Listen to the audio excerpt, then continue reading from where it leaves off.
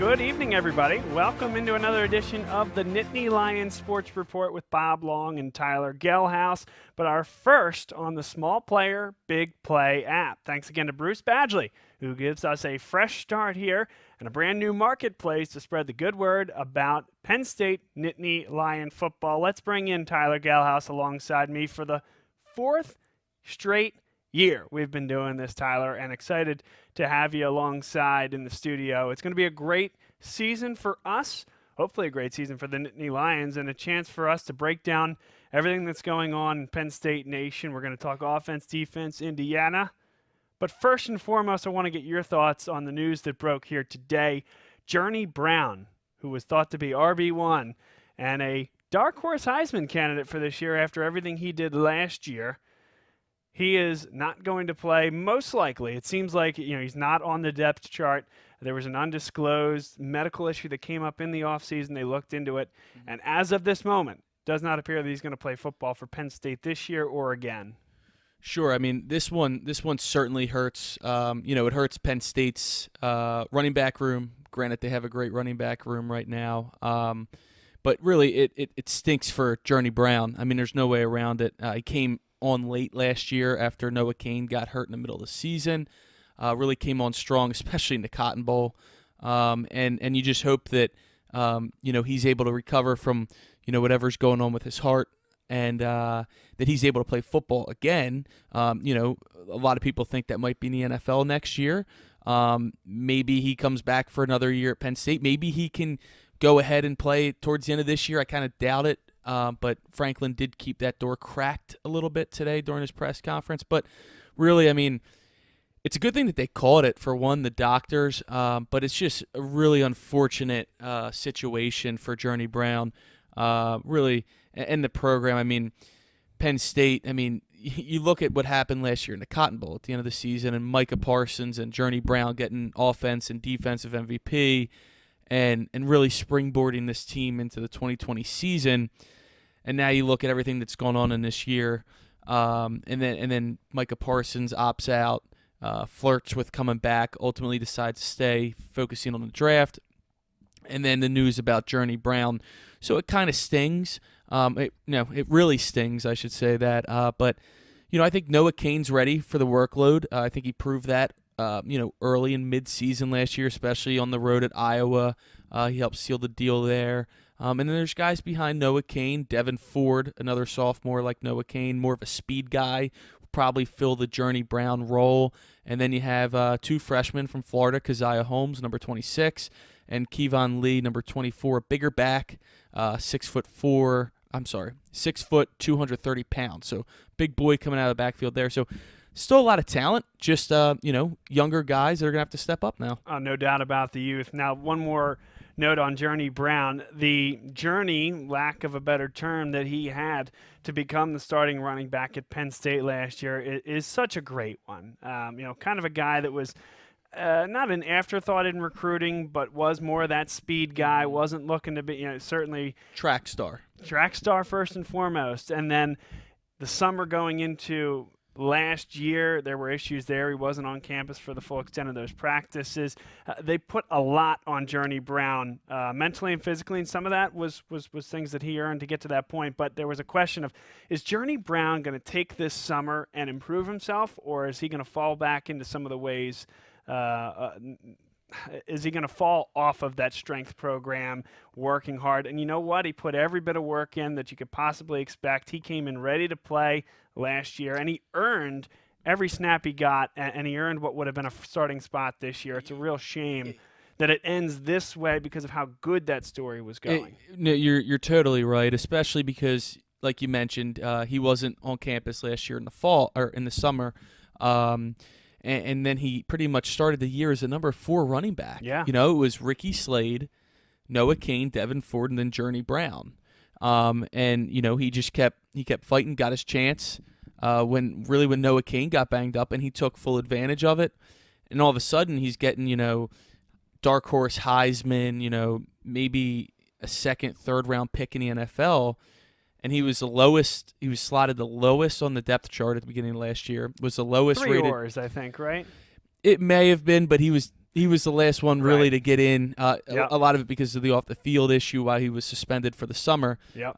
He was already behind the 8 ball there. But it really does. It stings. I mean, really for him. I mean, he was looking to say, "Hey, I'm not a one-trick pony." I mean, it wasn't just a couple games. I can put a full season, for the NFL scouts, and now he's not going to have that opportunity. Yeah, real shame. Journey Brown's going to be on the sidelines, according to James Franklin, still there in physicality and in spirit, just not in between the white lines. Pat Freiermuth had some really nice things to say about how much of a leader he is and his mental and physical fortitude and the lessons that he's given along the way. He'll have another year of that, without a doubt, but really such a shame for certainly Journey Brown, his family, and that Penn State offense that was counting on him to be a real part of it. So we wish Journey the best, hopefully opportunity to play at the next level at some point. Just don't really know what this medical condition is. Is it something that can be figured out, rectified, and can he continue his career elsewhere, or is it a full-on retirement? We don't know. Don't want to speculate, but wish Journey the best. So let's talk about the offense. Kirk Ciarocca comes in, first-year offensive coordinator from Minnesota, did wonders with Tanner Morgan, and obviously you give credit to Morgan himself, but now you take a look at a Penn State quarterback redshirt junior, Sean Clifford, from a similar part of the country, both around the Cincinnati area, him and Tanner Morgan. And we're looking, as a Penn State show here and analysts of the program, we're looking for Sean Clifford to take the type of jump that Tanner Morgan did last year. And let's see if Kirk Ciarocca can be the guy to put the system in place. And we're going to talk about it on the Blitz, our whiteboard segment here on the Nittany Lion Sports Report soon. Let's see if he can put in place some concepts to allow him to be more successful, perhaps to simplify things a little bit in terms of less progressions, taking away a half of the field, and allowing him to zone in and make the right read rather than asking him to do 3-4 different things in each drop back. And we'll talk more about that on the whiteboard. Sure, yeah. Just real quick, I know you said simplify. That's a key word. I think, a lot of Penn State fans, say what you will about Ricky Ronnie. We've had our discussions in the past. The playbook's actually going to be pretty similar. It's not like he's reinventing the wheel and there's going to be all these new looks and stuff, but he's going to simplify the offense for Sean Clifford, and I think that's going to make a huge difference. I think you're going to see a new quarterback back there. I'm not saying you're going to see him, right out of the gates this year firing away. I mean, hopefully for Penn State's sake we do, with the tough 2 games to open a season at Indiana and then home against Ohio State, but I think you're going to see an improvement, and I think you're going to see that simplified for Clifford, and it's going to look a lot easier for him. And I really want to see him settle down, relax, and I think that they have the playmakers there, even without Journey Brown. There's still a ton of running backs, and even with the new line coach, we'll get into that a little bit later. But there's pieces there to be worked with. So, oh, no doubt about it. I mean, the only thing that I think is going to be interesting here about the Sean Clifford maturation, I think Ciarocca is going to put in the simpler system, like you said, Tyler. But who's he going to be throwing to? We saw that Minnesota did not really involve the tight end. I think a lot of that's a personnel issue, and that's also something we'll talk about. But the wide receiver position, Rashad Bateman, it was a tremendous wide receiver. They had 2 other great receivers on that Tyler Minnesota Johnston team as was well. one of them who's in the NFL now. Yep, and so this is a team here in Penn State that has Jahan Dotson, who is a very reliable wide receiver. But after that, we don't really know. Cam Sullivan-Brown listed as a wide receiver starting on the depth chart, and then Parker Washington, a true freshman, is listed as a starting wide receiver. A lot to be determined, a lot to learn about each of these guys. Really not a ton of college football experience at a high level to speak of amongst the guys that he's going to be throwing the football to. So what's that going to look like? And not even to mention that, there's a new wide receivers coach. Yeah. Taylor Stubblefield from Miami. So, you mentioned, we know we're getting with Dotson. And then you have Parker Washington, a true freshman from Texas, who's going to be the slot guy. They must be incredibly high on him because Dotson was supposed to be in the slot, and they bumped him back out, I guess, to the Z. So he'll be playing next to Washington, and then the X will be Cam Sullivan-Brown. They must be really high on Washington in the slot, and they felt like that he has to be there to bump Dotson back out. They felt confident enough with Washington. He's been getting great reviews. I'm a little bit surprised. I thought maybe Keandre Lambert-Smith would be the receiver as a freshman getting a start. He's still going to play a ton of ball. I mean, they're going to rotate between those three, and then you still have George, Lambert-Smith, and I'm forgetting one, but they're still going to be rotating a little bit. So it'll be interesting to see how it plays out. Yeah, no, it should be very interesting in that regard. I wonder, though, if you were thinking that Dotson was going to be in the slot, and the reason you want a guy in the slot is a guy who can beat a linebacker. Sometimes it is a leaner type wide receiver, but again, has to be a pretty good route runner and usually has some explosion versus the Z, who does have to deal with a primary corner. Again, has to be a very good route runner because you're dealing with rubs and things of that nature, interacting with the slot if a tight end's on the strong side as well. If not Dotson at the Z, who would you have anticipated that to be and why? I probably would have anticipated it to be either Sullivan, Brown, or Lambert-Smith. A lot of times with the X and the Z, you can go one or the other. Usually the X is going to be a bigger guy. Right. Because the corner is usually going to be jamming him. He's going to be up on the line. It's, that might be a good blitz one day because it is kind of interesting how they all work. But I think you're going to see a lot of rotating between them. I think Washington is the one guy that is slot and slot only. Mm-hmm. Dotson can go from Z to slot. You're not going to see him out at X. Right. Not a big guy. But guys like Daniel George. Well, that's the guy I had. I thought he was going to be the X starter, but it's Sullivan Brown, and I think they're both going to play a ton of football. And I think Lambert-Smith, I think you're going to either see him at the X or the Z. I mean, they could put him out at the Z and bump Dotson into the slot. I mean, they can do a lot of things. A lot of these guys can move around. Sure. And the other thing that's interesting, we saw a lot last year with the Ricky Ronnie offense, are jet sweeps and bringing that slot guy in motion. So X versus Z becomes a little bit more of a moot point at that point.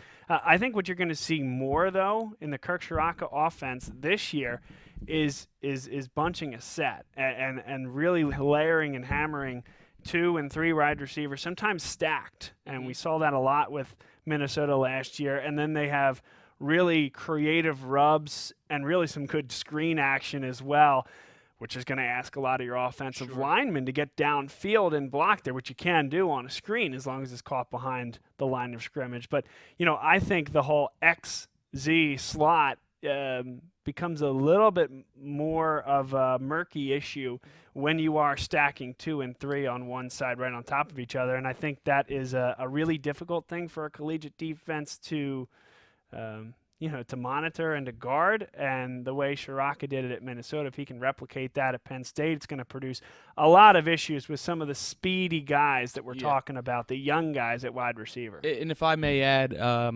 we were talking about, Ciarocca didn't really utilize the tight end much at Minnesota. Personnel was probably a big reason they really didn't have it, and they had 3 legit receivers, as you said. He's going to use Pat Freiermuth. I mean, it's not like he's not going to be used.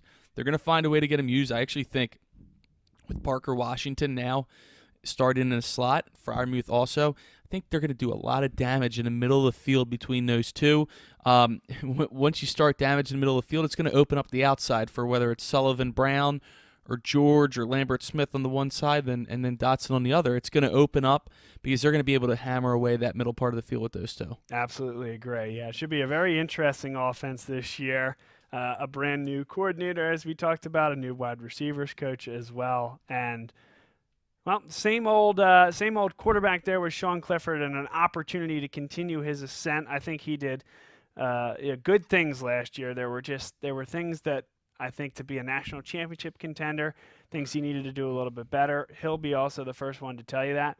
But for a guy who came in playing his first year, it looked like it might have been Stevens' team until he transferred away. Yeah. Sean Clifford came in and did a very good job. He did. I mean, let's not forget it. They won a New Year's Six Bowl, albeit Memphis. It wasn't the sexy pick or the sexy opponent.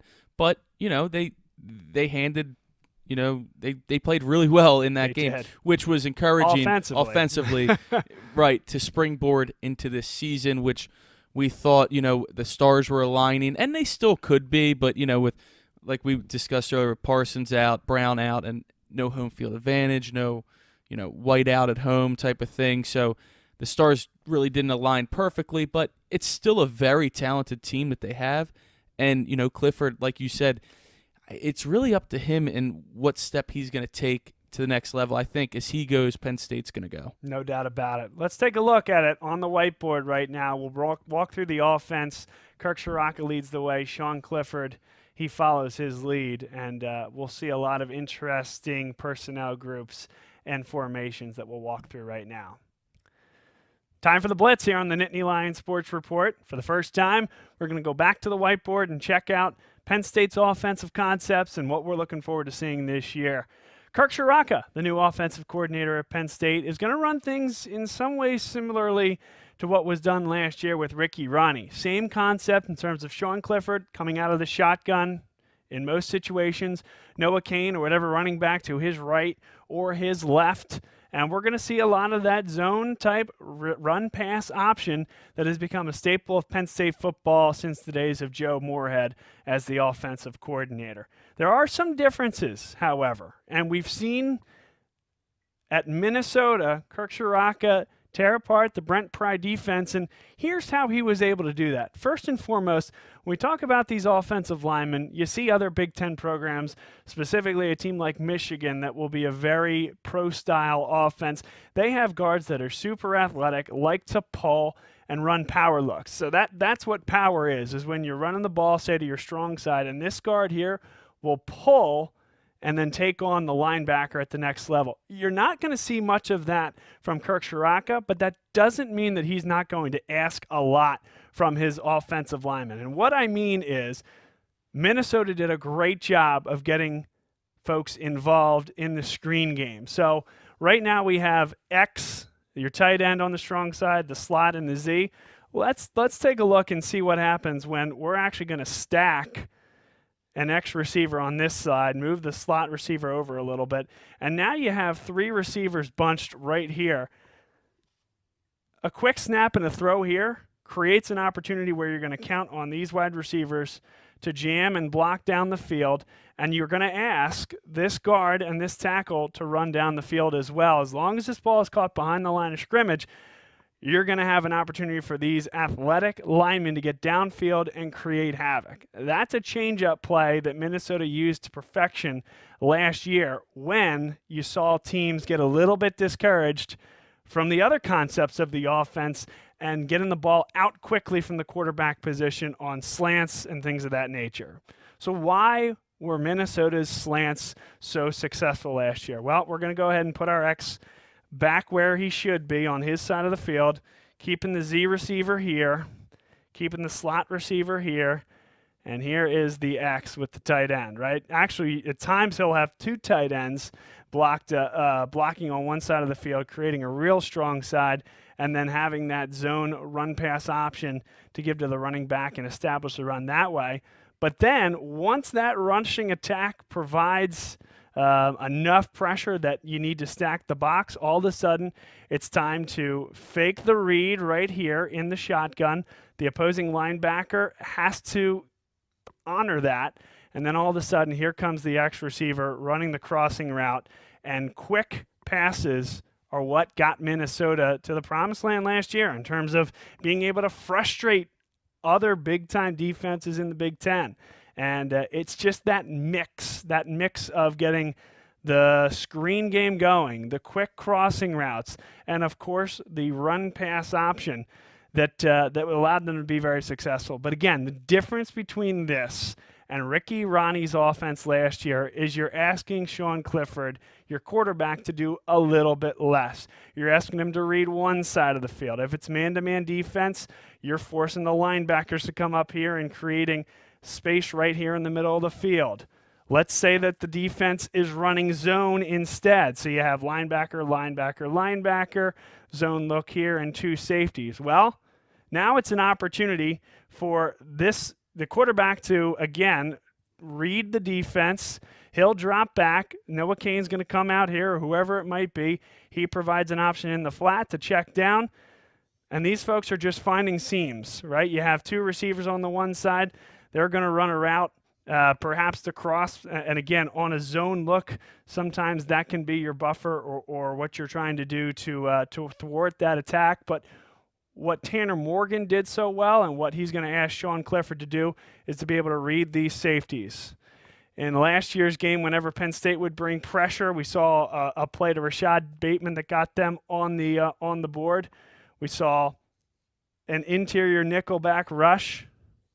This corner came in here, and the safety was required to take the X receiver over the top. Well, Morgan saw that initially and was able to get that ball out to the edge of the boundary there before Garrett Taylor was able to come in and make the play. So against zone or against man-to-man, it's about creating inefficiencies in the defense, forcing them to make decisions, and giving your quarterback, Sean Clifford, one, maybe two directions with how that play is going to run, and keeping the confusion on the defensive side while keeping the tasks and the execution very simple for his quarterback. So that's what I'm looking forward to seeing this year is can he, Kirk Ciarocca, continue to make Sean Clifford's life and his development a little bit better? And how is he going to work these tight ends into the equation here versus more of a run blocking basis where we saw that in the past? But I think some really good tent poles for this Penn State offense to work off this year. And I want you to keep a look for these concepts. So again, to bring it all back home here, 3 receivers here. One on this side, Sean Clifford, and then the running back to his right in a shotgun look. Well, it's about the zone read and the RPO first and foremost. Draw the linebacker's eyes, quick slants. When the defense starts to bring extra pressure, stack the receivers, work the screen game. And then when they do go to zone coverage, it's about finding the inefficiencies in that defense, forcing them to take a chance. And there's going to be openings in the middle of the field when your rushing game is working, when your screen game is forcing those zone defenses to adjust. And I think this is the basic tenet of what we're going to see in a Kirk Ciarocca offense. We'll take you right back to the studio in a minute. This is the Nittany Lion Sports Report on Bob Long Sports and simulcast throughout the Small Player, Big Play app. What does your character look like? Does it bounce back after each setback? Does it stand out by standing up? Does it make good on good intentions? Character is invisible until it's not. Only through action will the world know what it's made of, what you're made of. Find out how you can strengthen the character of your community alongside empowered veterans and families of the fallen at travismanion.org. And we're back here at the Nittany Lion Sports Report. Bob Long, Tyler Gehlhaus, and Tyler, time to talk defense here. Penn State Nittany Lions return just 4 starters after losing all 3 in the linebacking core last year as safety, 2 men on the front 4 as well. And so this is another interesting part, and just the natural attrition of college athletics and specifically college football, but the repository of young talent that they have developed and groomed over the years. It makes this, I think, a really exciting unit. It's hard to believe that they are replacing all but four starters. Micah Parsons, obviously the big one that they lose unexpectedly. But, you look across the board, and a lot of these guys that are coming in as new starters could be just as good as the guy that they're replacing. Sure. For example, I'll take a look at Jaquan Brisker at safety. I think he's due for a big year. He's taking over for Garrett Taylor. He played a lot of football last year. I'm expecting big things out of really both he and Lamont Wade back there at safety. That's the one thing Penn State does have. A lot of veterans on defense that have played a lot of football. When you take a look at the linebackers, Ellis Brooks is going to be your middle linebacker taking over for Jan Johnson. Ellis Brooks played a lot of football last year. Yeah, he did. Jesse Lucchetta is now going to be the Will, filling in for Parsons. He's played a lot of football the last 2 years, whether it be defense, special teams. And then the Sam spot could end up being the next great linebacker, Brandon Smith, 6'4", like 245 pounds. He's a monster. So number 12. So I think that when you look at the back end, the linebackers and the D-backs, I haven't even gotten to the cornerbacks yet, but it's a really good group of cornerbacks, young guys, led by senior Castro Fields. But outside of him, there's a lot of young guys that are ready to play meaningful ball, that have played meaningful ball and have made plays last year. Yeah, let's start from where games are won and lost, and that's the trenches. Let's talk about the front four here. Shaka Toney, no surprise whatsoever. Your defensive end on the one side of the ball. And then on the other, Jason Owe, your starting defensive end, and a guy who was all the rage coming in. Yep. Maybe wasn't the most technical defensive end in the world, but I think that raw athleticism has now translated into what could be a high-level defensive end. My concern, I'll say, Tyler, is going to be what's he going to do in run protection? And from a pin your ear back and get into the backfield, I think he can be very successful. Where some Penn State defensive lines have struggled in years past, particularly in the Big Ten with guys like Justin Fields, we'll talk about a guy in Michael Penix who also can take off with it, is you have to also stay to some base contain and not get too far into the backfield, right? Especially when you're going to see a lot of man coverage in a Brent Pry defense that allows that quarterback to bust it loose and do some damage with his ground game, with his legs. A guy like Jason Owe, that is something that I think he needs to continue to refine. Is I know he can get to the quarterback, but in the event that he doesn't get to the quarterback, does he contain the quarterback? Yeah, I mean, that's a guy everybody's been talking about really ever since Micah Parsons opted out, because Owe was a guy that Penn State thought might opt out. And a lot of people probably aren't even really familiar with the name yet. Came onto the scene last year as a redshirt freshman, made some nice plays. I mean, he definitely flashed, but this year is going to be – they're counting on him a lot this year. Shaka Toney, you know what you're getting with Shaka Toney. He's as big as he's ever been. He's now over 250 pounds. He loves playing against Indiana too, does Toney. I remember 2 years ago he had 5 sacks, 4 sacks in the last quarter to seal that game out in Bloomington. So, I mean, the defensive ends are there. You talked about Toney. You talked about Owe. Adisa Isaac is another one that they are very high on. He's a sophomore this year, so he will get meaningful reps as well. And then you have guys like Shane Simmons, who we talked about off the air a little bit. A fifth-year guy, still a highly recruited 5-star, just really couldn't stay healthy. You had guys pass him like Gross Matos in years past. But, I mean, there's still a role for him, obviously, on this team. And I really like the interior guys of this defensive line with Shelton and Mustapher. You're getting kind of, I believe you have some stuff written down about the 1 technique or 3 technique. But, Shelton, he bulked up. He's up to 327 pounds, I think. He's going to take up a lot of space on that D-line. It's going to free up Mustapher and the linebackers to make plays because Mustapher slimmed down a little bit. And, he's more of an athlete that's going to be able to, not only take on blockers that Shelton's main responsibility is going to be, but Mustapher's going to be a game player too. Yeah, I agree. And you talk about 1 and 3 technique. I think it's fun to talk about these things, and obviously a lot of our audience is going to know what that is. Some may not, but either way, I think it's important to talk about and define what that may look like for Penn State. So a 3 technique is going to line we'll start with the 1 technique, who's going to line up right off the center's right or left shoulder. And then your 3 technique is going to line up outside the outside shoulder of the guard, right or left. And so generally speaking, your 1 technique is being asked to fill 2 gaps in run protection. Your 3 technique is asked to fill 1. And so that is in between the guard and the tackle on the one side, the 3 technique. And generally speaking, your 1 technique may need to fill both A gaps. And in pass protection, you look at the 3 technique as a guy who's probably going to get further into the backfield, may get more sacks, but the 1 technique is your bigger, arguably not less athletic per se, but maybe less explosive guy, but he's trying to contain. We talked about containing with the defensive ends. Similar concept, probably more important with your defensive tackles. So Antonio Shelton being 330 pounds, like you said, does make him a prime candidate to fill that 1 technique role. And also new defensive line coach too this year, Coach Spencer moves on to the New York Giants, Yep. and now it's John Scott Jr. from South Carolina.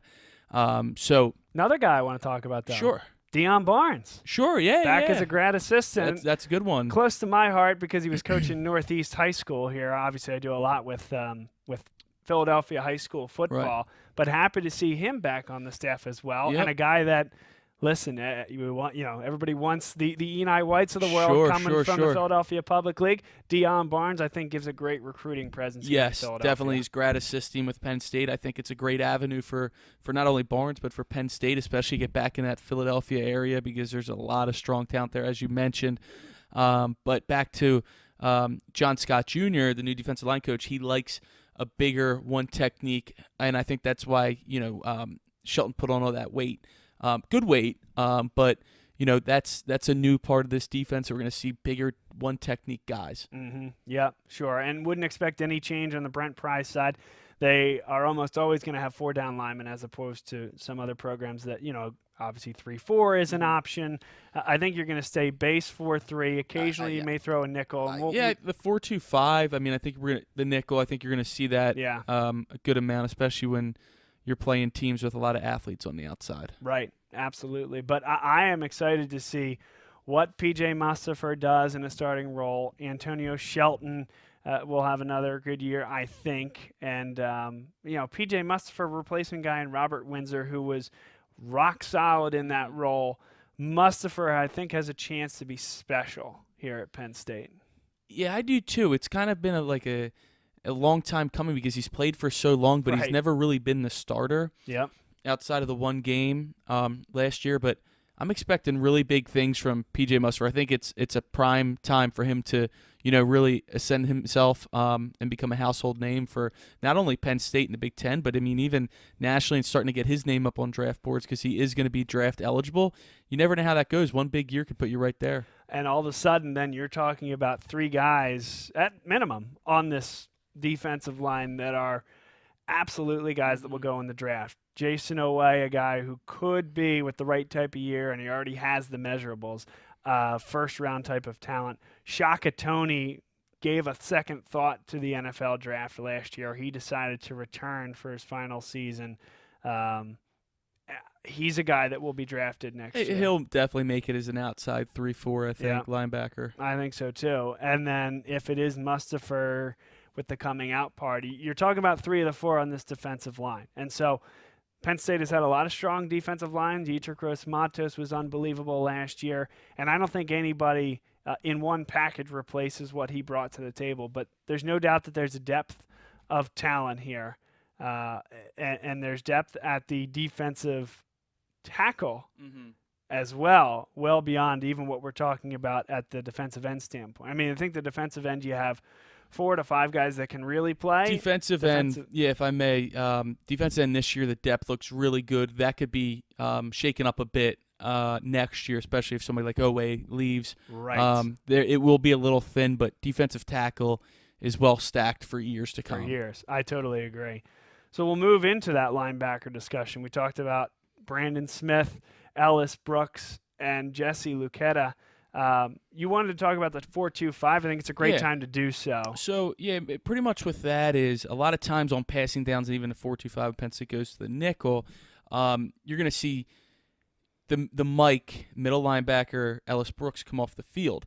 That would leave you with sometimes if they go they would have the 2 linebackers of Luketa and Smith. One thing that I'm interested is Luketa is almost more of a middle linebacker himself. So he's listed as the backup middle right. linebacker. So I'm interested to see what they do in that situation. Lance Dixon is his backup right now at the will. Do they slide Lance Dixon in and have Smith and Dixon in that situation? I don't know. Curtis Jacobs, another highly regarded freshman linebacker. Do they trust him yet to put him in that position? I don't know. It's something to keep an eye on because Ellis Brooks is going to be coming off the field in that situation, but I'm interested to see if Jesse Luketa is still out there in that 4-2-5 because of he's more of a middle guy. He's just playing the will right now. So it's going to be something interesting. I'll say this. I feel as if a lot of times on nickel looks I've seen, and this might be a Brent Pry specific thing, but I feel like normally it's the strong side linebacker, so the Sam that's coming off the field. Interesting, because when I think of a Mike linebacker, that's a lot of times a signal caller on the defensive side of the football, and so fake run stuffer generally, but kind of leader and the shortstop, the core of that defense.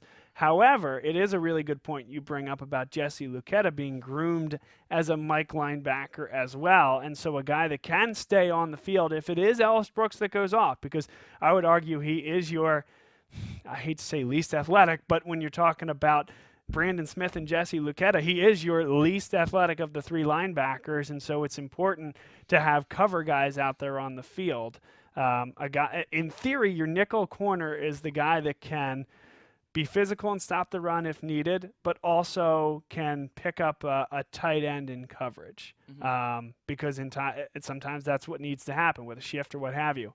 Also, a fourth wide receiver is more than likely when a nickel back will be most important. So, interested to see whether it is Brandon Smith coming off the field. I think in a normal, bland, let's talk about what does a nickel defense do situation, strong side will come off the field, but Brandon Smith's such a special linebacker that he might be your best cover linebacker. Yeah, I don't think that he'd be the one coming off the field, but it's going to be interesting to see how they do handle that, and also who the nickel back is going to be. Right. Yeah. Well, that's a really good segue, we'll say, to what's going on at the cornerback position. Tariq Castro Fields, obviously great measurables for the NFL. Didn't have a great year last year. He was banged up a lot last year, and he probably wasn't playing his best, probably playing through injury, but. This is a money year for him. I mean, this is, NFL contract, draft pick. If he can stay healthy, I'm expecting big things from him, and he's gonna be tested right out of the gates with Whop Philyor, right? At Indiana, and Ohio State's gonna be throwing every 5-star that they have out there on the field at wide receiver. So he's gonna be tested early and often. Yeah, and I feel as if I tried really hard last year to give him the benefit of the doubt. At times we didn't know about the injuries, but to lop some of that blame on Garrett Taylor at times when it was zone coverage and he was slow coming over the top. Garrett Taylor did a lot of good things, pretty good when he had to come up to the line and make a stop on the run. He did make a few timely interceptions. I would not call him a great cover safety in any sense of it. So, Tariq Castro Fields now playing with Lamont Wade, a guy that he came in with and knows very well. Jaquan Brisker, another year under his belt. I'm hoping that the symmetry and chemistry between the cornerbacks and the safeties will be better than last year, which will lead to a better year for Castro Fields. But outside of that additional other corner was wide open going into this year. Young guys, Marquise Wilson, Keaton Ellis, and Joey Porter Jr. were all looking for the role, and I'll leave it to you from here. But I didn't necessarily think it was going to be Joey Porter Jr. I don't think many people really did think it was going to be Joey Porter Jr. Yes, Joey Porter Jr., son of Steeler, great linebacker, Joey Porter Sr.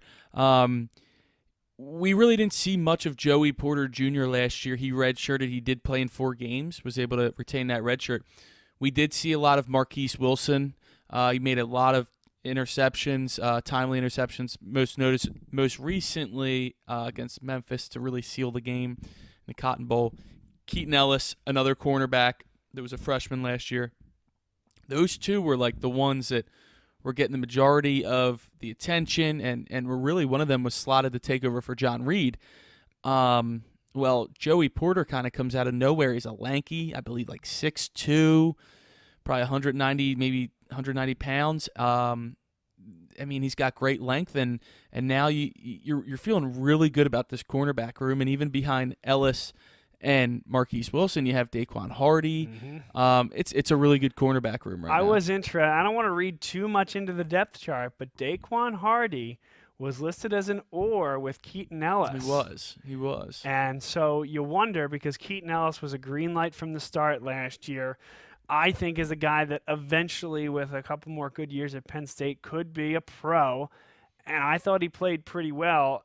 I don't know if I'm looking too hard into the or there, because we saw Porter Jr. and then Marquise Wilson and then a third on the one side.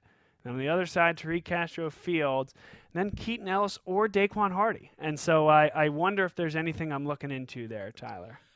Yeah, I'm not sure. One of the discussions that comes up a lot is Wilson and Ellis, did they regress and Porter, just progressed? Could it be both, or could it be maybe maybe they're all getting better, but Joey Porter just, really just killed it and came out of nowhere type of thing? I mean, never really know. I do think, though, that out of Porter, Wilson, and Ellis, I think all of them are going to have, even though they're so early in their careers at Penn State, I think they're all going to have careers in the NFL. It's just you can only start 2 of them, but they're all going to play a ton because of the nickel, and a lot of these teams like to spread it out. You're going to see them a ton, especially early on with Indiana and Ohio State. So it's definitely interesting. I did not see Joey Porter Jr. as a starter at the beginning of the year. I didn't see Parker Washington as a day one starter either on offense, but here we are. Yeah, here we are indeed, and I think it's very, very exciting. There's no doubt about it.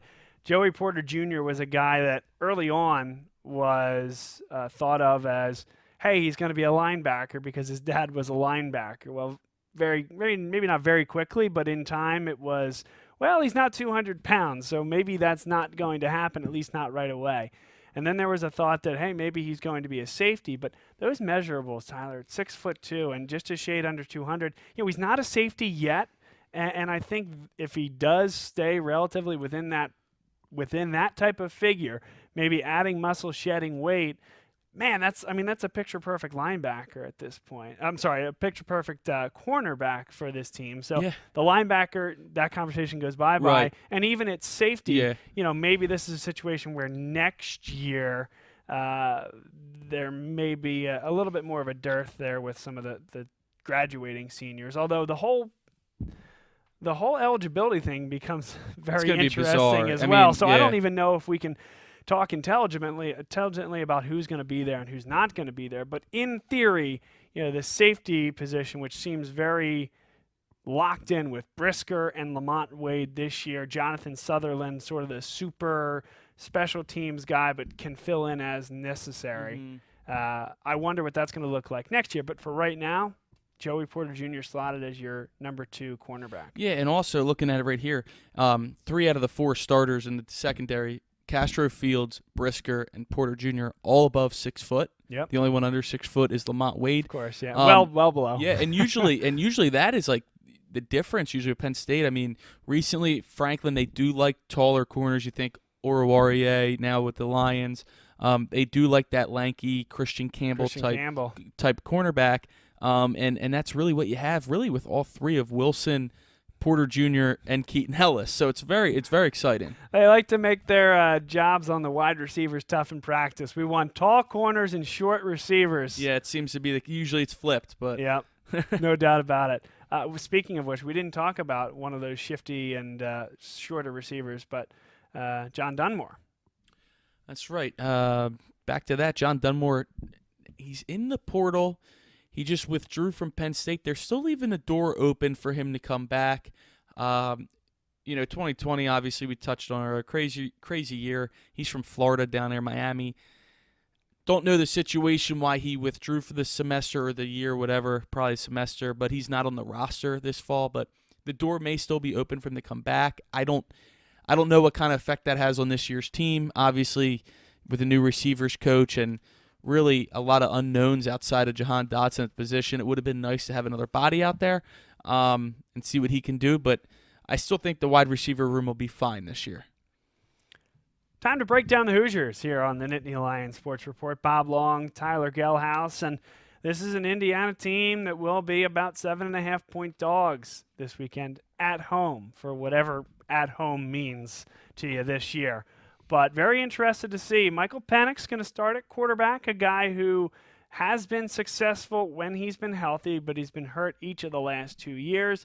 Peyton Ramsey took the helm for Penix when he was injured, and that did last through the Penn State game. Ramsey played well. Indiana made it very difficult on Penn State, and Penn State came out with a 34-24 victory, but at no point did you really feel too comfortable in that one. And, looking forward to Stevie Scott, Samson James, seeing what they can do out of the running back position for this Indiana team. A combination of Penix, who can spread it around, and those 2 guys that can run a pretty decent wide receiver core as well.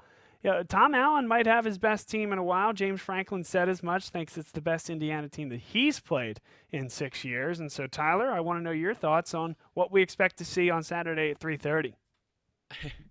I wish I knew what to expect. All I know is the last, couple of years, Indiana, they never go away, and they give Penn State everything they can handle. They're one of those teams that are looking to make the jump, but are just behind Penn State, Ohio State, Penn State, Michigan, whatever order. Obviously, Ohio State won, but it's just they're trying to make that jump, but they're in the Big Ten East, and I think that they're gonna surprise some people this year. I think they're gonna have some surprise wins. I certainly hope it's not this week, but I think they will have a surprise win this year. I'm looking at Michigan for a likely target there, but this is a talented team. Whop Phillier, receiver, very good. Penn State does have really good cornerbacks. But, Indiana, like Penn State, breaking in a new offensive coordinator. We're going to go with Nick Sheridan. He used to be the Michigan quarterback, actually, about 10 years ago. He wasn't a superstar or anything like that, but it's just a little worrisome, being that both teams are breaking in new coordinators. You don't know what to expect. No warm-up games or anything like that. You're really getting thrown right in the fire. But I think it's gonna be a pretty close game for the majority, at least. I'm a little concerned here as well. Certainly would love to be proven incorrect, but yeah, I think this is something where it is in many ways a more experienced Indiana team, especially at the star positions, than what we're seeing at Penn State right now. Certainly there are some young veterans at Penn State. I think there is something to be said for all the snaps that guys like P.J. Mustipher have gotten on the defensive side of the football, Ellis Brooks at the middle linebacker position, snaps that Noah Cain has gotten on the offensive side of the football, and certainly I think Sean Clifford qualifies as a veteran now. But I think that Indiana has, a diverse level of older guys, and that means something, I think, coming out of a historic and unprecedented break, and something where you're snapped and forced to be at peak performance on day one. For sure, and Indiana did lose 2 members of their secondary to injury. They won't be playing this year at all, I don't believe. But a lot of this is going to come down to not only this game, but all year, is more than ever the mental preparation, bringing your own energy. You don't have the crowd to feed off one way or the other, home or away. So there's going to be a lot of little things, and I actually think that benefits Penn State, because I think James Franklin, not that you can plan for something like this, but he's now had time to plan for it, that all the little things, bring in your own energy, preparation, I think they're really going to, magnify those things. And I think that with James Franklin as the head coach, it puts Penn State at an advantage for the majority of their games in that aspect. No doubt about it. This is not a great Indiana defense, has never been, may never be, or at least not in the near future. However, Tyler, they were opportunistic. They took the ball away 26 times 2 years ago, 17 times last year. Didn't do it against Penn State last year, as it turns out, which is a good thing, thinking about this team a year older, Sean Clifford a year more mature. However, this is an opportunistic team, and you talk about bringing your own energy, and things are going to be the key. In a wacky year like this, whoever can take the football away might be a very successful football team. Not that that is rocket science or anything different than what any coach will tell you about football, but that's going to be super important, and Penn State's ability to hang on to the football, I trust Noah Cain's ability to do so. And I think Devin Ford, will be fine in that regard as well. Depend to the extent that Lee and Holmes get carries, we still don't know what that's going to look like. But the real thing is Sean Clifford going to protect the football? Is Sean Clifford going to perform at a level that's going to allow them to win this game this weekend? And longer term, is he going to perform at a level that's going to allow Penn State to, realistically threaten for a conference title and a college football playoff? The beauty and curse of that is by the end of October, we may have that answer as they play Ohio State at 7:30 on October the 31st. Yeah, we're gonna find out really early, and that's I kind of like the fact that Penn State has Indiana before Ohio State because they're going to be tested right away. Whether or not there were fans going to be at this game, I mean, Indiana's not really a hard place to play, but for whatever reason, they always give Penn State their best shot. And I like that Penn State's going to be tested. It's not going to be a walkover Rutgers or Illinois or Maryland type of game. I mean, they're going to be tested. I mean, don't be surprised if they're losing at half. Things don't look great. Close game. I think it's going to be close one way or the other.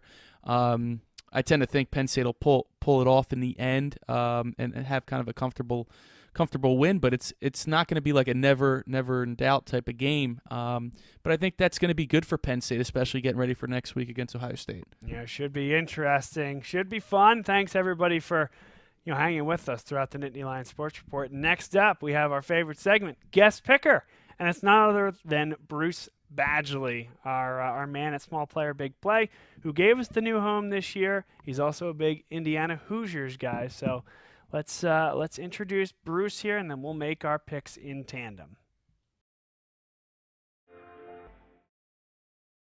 Welcome back inside the Nittany Lion Sports Report. Bob Long, Tyler Gehlhaus, and now time for our favorite segment of the show, the Guest Picker segment, where we bring somebody in from the community. We spread the good word about what it is that they're doing. Sometimes a cool story, sometimes a feel-good story. And today it's kind of our origin story here in terms of the Nittany Lion Sports Report on the Small Player Big Play app. We have Bruce Badgley from Small Player Big Play, a great partner and colleague of ours, and also, don't tell anybody, a big IU Hoosiers fan. So we're going to talk about some IU Hoosiers football, pick some games, but also tell the story of Small Player Big Play. Here he is, Bruce Badgley. How are you today?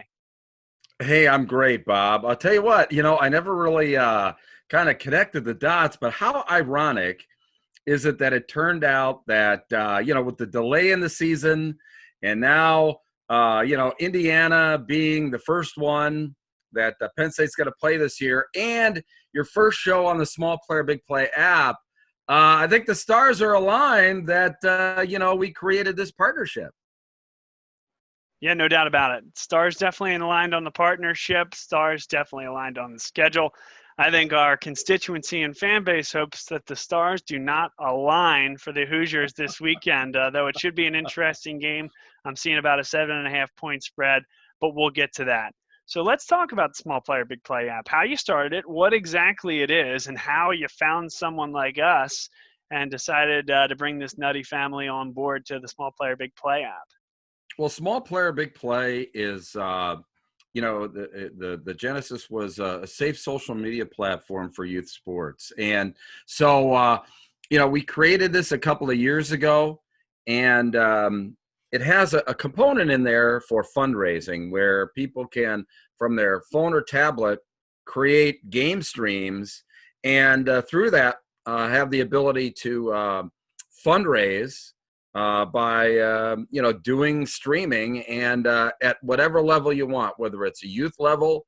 Right now we've got actually some scholastic games going in there right now because of the COVID issue. Became very attractive for the schools now to utilize it because they can't get all the fans into the games. So literally for about the same price as an attendance ticket, someone can sign into the Small Player Big Play app, watch these football games, or we're doing all kind of sports. I mean, Saturday there was girls soccer and water polo in there. So, it gives schools an opportunity to highlight not only all sports, but it's very easy, and it gives them the opportunity to fill that budget gap that they've got, because of the attendance issues with COVID. Sure, no doubt about it. So that's kind of the youth element, the youth sports side of it. Now here we are, a Penn State football show, collegiate football, and it is something that we are keeping free to your subscribers, but an opportunity to expand our market and bring the good word of Penn State football all across the state. What made you think of us as a viable candidate? And thank you for doing so, by the way. Well, we think that Small Player Big Play is not only great safe social media and safe social media really beyond even youth sports. And that's a lot of the reason why we were interested, in Penn State fans, because of the safe social media aspect, plus of the fact too that, a lot of individuals are looking for platforms, to put their programming on there, to get share all across the country. So this not only benefits, hopefully, Nittany Lion Sports Report, but also gives some of those people that are fans of your show an opportunity to see what small player, big play is all about with safe social media, with the fundraising streaming, and see if that might work for any of their youth organizations that they've got going on. Look, if anybody has a son or daughter, they're going to be involved in youth sports. And so it's a great way to have some people get exposed to the app, through Nittany Lion Sports Report. The next big thing in youth sports, and happy to be a part of it here with Bruce Badgley of the Small Player Big Play app, and our guest picker here today, and a rabid Indiana Hoosiers fan, as mentioned. So how do our fans, and kind of preaching to the choir, because if you're watching this, you have some idea how to get there, but how do folks get to the Small Player Big Play app, and how do they follow along, subscribe, whatever it might be, to alerts about our show whenever we're posting it weekly? Yeah, well, the show's going to be posted in the homepage of the app. So, immediately as people come into the app, they'll be able to see that, on our homepage. Look, we're going to promote the show as well. There'll be, Facebook ads as well. But the app is found at the App Store and Google Play. It's free to download. This show is free to watch. So, like I said, that's part of how we are trying to, connect with other people other than the youth sports market, is for Nittany Lion fans to be able to download the app for free and watch your show. And then hopefully for your show as well, we'll give exposure to this show really all across the state, and to, kind of Penn State Facebook organizations to show them, what a great show this is. And I'm a huge fan of Nittany Lion Sports Report. Well, good. Well, and as the folks have seen already so far here tonight, we still have Bob Long, Tyler Gehlhaus doing our normal thing. We still have the whiteboard going on, and that will remain. It's just under an umbrella of Small Player Big Play, something we're so happy and proud to be a part of. So, Bruce, thanks for that, and thanks for telling everybody how to get involved. I think it's time to make some picks. What do you say? Let's do it. Let's start with Iowa State in the Big 12 going up against Oklahoma State, a team that, with Texas and Oklahoma faltering, might have an opportunity to slide through towards a Big 12 title. Yeah, look, I still think Iowa State, to me, really has been notoriously bad over the years in road, Big 12 games. And so that's why I'm picking Oklahoma State in this one. Even though I did spend some time out in Iowa and, in Iowa State country last year, they made it very clear that, that they're Cyclone fans and were preaching to the fact of, that this was going to be their year. But I like Oklahoma State in that game. All right, good pick there from Bruce. Tyler, your thoughts on Iowa State, Oklahoma State? I'm going to go Oklahoma State. Iowa State had a nice big win earlier in the year against Oklahoma, but games in Stillwater, not that there's a crowd again, but Oklahoma State's the last hope really for the Big 12. I think they'll at least win this week. I'm not sure they're going to go undefeated or even a one-loss, but this week I'll take the Cowboys. Yeah, I like the Cowboys as well. Iowa State, feast or famine with that program, but I think Gundy's guys get it done this weekend. So the next one is Michigan traveling to Minnesota. No more Ciarocca, the offensive coordinator at Minnesota. Of course, we've talked about that earlier this show. He's at the helm for Penn State running the offense, but what do you think Minnesota returns, and do you think Michigan can go on the road and get a W? Well, I think that, Minnesota is definitely going to build on the momentum of last year. I mean, they really emerged last year. I don't see that train slowing down in any way, shape, or form. And I think that there's been a lot of off-season, issues at Michigan this year. So look, it's a first game, and it's late. Everything else, I like Minnesota at home. It's a good pick. The only thing, one thing I'd take umbrage with, you said the train's going to keep rolling. It's not a train; it's a boat. Rowing the boat. I know, rolling the boat. Fleck. I know, rolling the boat. But no, I mean the momentum that that it's amazing how through. Well, we see it all the time of why schools change coaches so often. Unfortunately, what these chancellors and everything, athletic directors are trying to do is what they did in Minnesota. And being able to turn things around so quickly after some really difficult times. And so it's great to see. I love that for the competitive balance of the Big Ten. But like I said, I like Minnesota there. I like it. And it probably goes beyond the purview of a quick guest picker segment, but we could probably go on an economics tirade about whether these, with buyouts and COVID and lost revenues, whether that changes at all, whether you're going to see less and less of those coaches changes because of simply an affordability aspect. Interesting to see. All right, so Bruce feeling the Gophers here. How about you, Tyler? What do you think of this matchup? Well, this is going to be a fun game to watch. It's supposed to be really cold, maybe even snowing in Minneapolis on Saturday night. It's going to be Saturday Night Football, ABC, so it's kind of going to give you a feel for what next week's going to be like with Ohio State and Penn State. I saw today that Minnesota has a couple guys that apparently on defense that tested positive for COVID, so likely, assuming that those tests are accurate, won't be playing. Michigan is 3.5-point favorites, and I'm trying to figure that out. I think Minnesota is going to win outright. Very confident with that. Rashad Bateman coming back is a big deal. The only part I'm not too sure about is the new offensive coordinator replacing Ciarocca. But I do like Minnesota to win the game over Michigan. Yeah, call it turning the Titanic for me. I just can't get there. Everyone's saying how down Michigan is, and listen, it's not the laundry that wins the game, as Jerry Seinfeld would say. It's the players.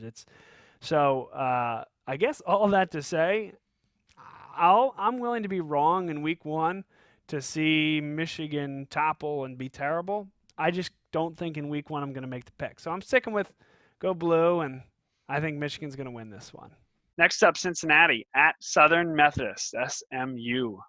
Yeah, I've always been a big fan of Cincinnati. I think that, the AAC here is just a very fun league to watch. I'm glad that, they've kind of stayed the course with their, athletics this year. And, I know it's an awful long way there, but I really like Cincinnati. I think that they've got a lot of good talent that they've recruited from, the Ohio area there. And I like the Bearcats. Certainly Cincinnati having a good year. Tyler, Cincinnati against SMU. Cincinnati's that one team that keeps popping up for a playoff spot, maybe, depending on how things unravel this year. I'm hoping that doesn't happen for a bunch of reasons, so I'm hoping that talk ends this week. I'm going to take the Mustangs, led by Shane Buechele, the former Texas Longhorn quarterback. I think the Mustangs and SMU get it done this week. For viewers, I think the game starts at 9 o'clock. So once that Michigan-Minnesota game ends, you should be able to catch the second half of SMU-Cincinnati. There you go. I like Cincinnati. I think they win this football game. I think they're a pretty good team in an otherwise kind of struggling conference. I think they keep it going this weekend. South Carolina traveling to Baton Rouge against LSU, a team coming off a bye, which wasn't supposed to be, of course, with the COVID going on with Florida. And prior to that, they have had a bumpy road after returning as national champs. Yeah, I think bumpy is, it's been littered with, all of the chuck holes, quite honestly. I think they've blown a few tires in some of these chuck holes that they've hit this year. But, so difficult to win in Baton Rouge. I really don't think that, quite honestly, South Carolina's got the horses, despite all of everything that's gone on with LSU this year. I think they're going to win this game and win it handily. All right, interesting pick. Interesting game, no doubt about it. South Carolina against LSU, Tyler. So we have South Carolina coming off of a pretty good win against Auburn. Now, I don't know if Auburn's really all that great this year, but nonetheless, they beat Auburn at home. LSU was supposed to play last week at Florida. The game was canceled, or postponed, I should say. LSU not really looking like the defending champs this year at all. Obviously lost a ton of players, most notably Joe Burrow. But they just don't look like at all the same LSU team they were last year. The defense is terrible. Lost to Missouri, Mississippi State. Can LSU lose to Mississippi State, Missouri, and South Carolina all in the same year? I'm going to say no. I'm going to say LSU wins. Okay. I like that pick. I'm going to, again, turning the Titanic until, I guess I can't say until I see LSU lose because they've lost some pretty atrocious games. But I think they find a way. I don't necessarily think that South Carolina is a great team, not that Missouri is either, but taking LSU for the time being. We got Florida State. You want to talk about an up and down year. Florida State against Louisville, who nearly took down Notre Dame. I think there are still questions out there about how good is that Notre Dame team, but Louisville still win this, I think, at this point. What do you think happens against the Noles? You know, these are two teams that I think are so difficult to read right now. That's the main thing. You know, from Florida State's perspective, I think that, you know, that they are on their way back. I know that they're on the road, but I'm going to take Florida State in this one. I think that this is where they start to build a little bit of momentum going into the second half of the season. Well, two teams that really can't figure things out. What team do they want to be? They want to be a great team or an absolutely atrocious team? I'm not sure. Tyler, your thoughts?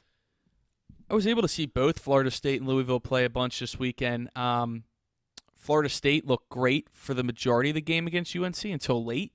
Almost blew it. And then you have Louisville, who was in it till the end with Notre Dame in a anything but a shootout. 12-7 was the final in South Bend. Wow. I think Louisville's going to win. I don't think Florida State is used to success yet. I mean, they beat number 5 North Carolina. Say what you will about the ranking at number 5. They did beat them, though. I just don't think that they're going to – I think they're still going to be on cloud 9 after that. Louisville is actually a pretty decent team despite their record. They have some playmakers, well-coached team, by the way. I think Louisville will get back on track and beat Florida State. I like that pick. Louisville, absolutely. I don't think that either Notre Dame or North Carolina are as good as their rankings would indicate. With that, yep. I think back to the Florida State-Miami game, and I also don't necessarily think that Miami is a world beater. I think they're a solid team, not a world beater. And you saw what Clemson did to them. And Clemson's doing that to everybody in the ACC. But they are. So all that to say, I don't know who's going to win this football game, but I think that Louisville, it is a little bit of a better team than their record would indicate. Have to be. They haven't won a game. But I think they find a way to pull this one out. And now here's what we've waited for. Game 1 for the Big Ten. Nittany Lions against the Hoosiers of Indiana. 3:30 kick. And our game of the evening here. 7.5-point dogs, the IU Hoosiers. Are you taking them? And then we want to score. Oh, gosh. Of course I'm taking them at home. Look, I know that it's been, I think, since 2013 since IU has beaten Penn State, and that was really, I think, the only time they've ever done it. You know, they put some good teams out there, and I'll tell you the one thing that is constant is that the Hoosiers always play Penn State tough in Memorial Stadium, you know, for whatever reason. I like the fact that IU's got some experience coming back at quarterback. I think they really have a good offensive line. Now, they don't have a lot of depth there, but I think the starters are pretty good. Coupled with the fact that I think, you know, the jury may be still out on the Penn State defense this year. I think this is going to be a high-scoring game. I think that Penn State wins like 35-31, but I think that it's going to be, you know, obviously IU will cover, and I think it's going to be a lot of fun. Whew. Tight one there, no doubt about it. Wow, 35-31. That'll be one for the ages there, and certainly a good way to start off the Big Ten season, if so. All right, you heard Bruce's pick. Now it's our time, for the first time this year, to pick the Nittany Lions against the Indiana Hoosiers. Tyler, your pick here tonight, it's a 7.5-point spread. Sure. I think that it's going to be, like I said earlier, a close game for the majority of the game. I think Penn State's talent, I think really their line play on both offense and defense is going to be a huge difference in the game. I could see it being a tie game going into the fourth, or very close going into the fourth. Ultimately, I think Penn State comes out with a 31-21 victory, not only winning, which is most important, but also covering the spread for everybody that likes betting out there. But I think what I see happen in this game is I see Noah Cain really taking over in the fourth quarter, getting those first downs, keep the clock going, and he's going to kind of almost like what happened last year, but a little bit higher scoring than Iowa, kind of just killing the vibe of any chance of an upset, just getting those first downs after first downs with 4 yards, 5 yards. I like where they are at running back even without Journey Brown, and I think that they just wear out Indiana late. Yeah, I like the pick. I like Penn State. I think if I was forced to put my money on it, I might actually take the Hoosiers against the spread. I think that half point is very enticing to certain folks, and I can understand why there. But I do like Penn State to win the game.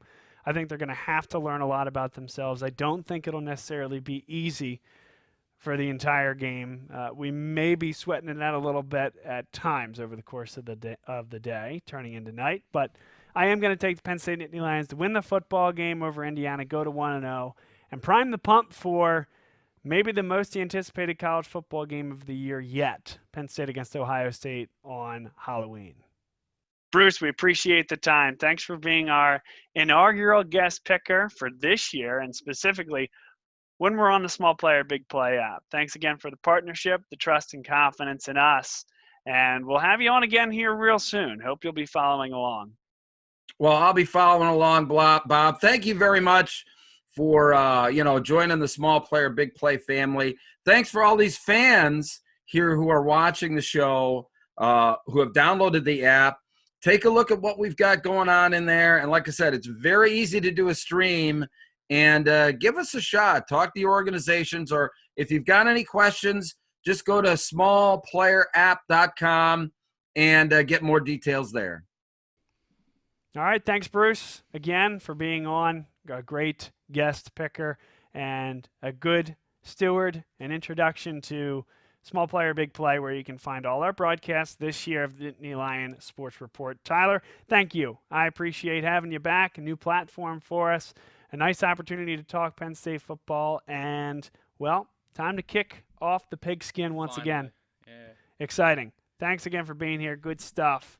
Yep, it's great. It's great to be back. I mean, it's been like the longest off season ever. And just the fact Literally. just the fact that we have Big Ten football, Penn State football this weekend, certainly something to look forward to for the next 8-9 weeks coming up. He's Tyler Gehlhaus. I'm Bob Long here from the Nittany Lion Sports Report. Bob Long Sports is where you find us, at Bob Long Sports. And you can find this broadcast and all our broadcasts this year on the Small Player Big Play app. Download it in the App Store.